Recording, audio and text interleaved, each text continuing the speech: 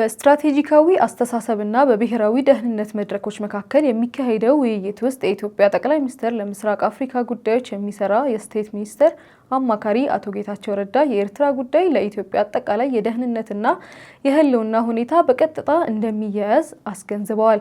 በአሁኑ ሰዓት ከኤርትራ ጋር ያለን ግንኙነት ቀጥታ የብሔራዊ ደህንነት ኢሹአችን ነው ብቻ ሳይሆን ስለ ወደብ ስለምናነሳ ስለ ግንኙነት ስናነሳ ፕላስ ስለ ኤርትራ መንግስት ባህሪም ስናነሳ የሚታየው ብቻ ሳይሆን ከታሪክ አንፃር የኤርትራን ጥያቄ የምንመልስበት ሂደት ከአጠቃላይ ህልውናችን ጋር ተያያዥነት ያለው መሆኑን አሱ ማድረግ ተገቢ ነው የሚል እምነት አለኝ። በኢትዮጵያ ብሔራዊ የመከላከያ ኮሌጅ ዓመታዊ የብሔራዊ ደህንነት ኮንፈረንስ ላይ ባቀረቡት ንግግር የተለያዩ መንግስታት በኢትዮጵያ ታሪክ ውስጥ የተከታታይ መውደቅና መነሳት ከኤርትራ ጉዳይ ጋር በተያያዘ መንገድ እንዳያያዙት ገለጹ።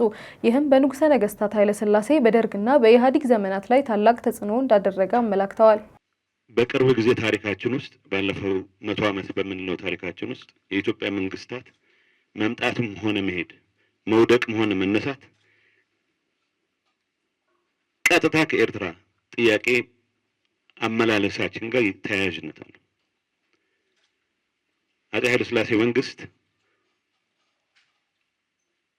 ኤርትራን ጥያቄ ለመፍታት የሄዱበት መንገድ ለውድቀታቸውም የራሱ አስተዋጽኦ አድርጓል። የደርግ መንግስት የኤርትራን ጥያቄ ለመፍታት የሄደበት ሂደት ለውድቀቱም ትልቅ አስተዋጽኦ አድርጓል።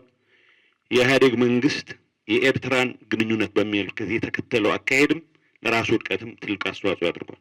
አቶ ጌታቸው ረዳ ታሪክን በጥንቃቄ መመርመር፣ ፈጣን ውሳኔዎችን ከመወሰን መቆጠብና የህዝብ ግንኙነትን መጠናከር እንዳስፈለገ አሳሰቡ። የክልሉን ግንኙነቶች በማስተዋወቅና በቅደም ስትራቴጂካዊ እቅድ ማስተዳደር መሆኑ የኢትዮጵያ ከፍተኛ ብሔራዊ ጥቅም ለመጠበቅና የአፍሪካን ቀንድ ክልል ዘላቂ መረጋጋት ለማምጣት ጥንቃቄ የተሞላ ራዕይ ማዘጋጀትም እንዳስፈለገ ጠቁመዋል።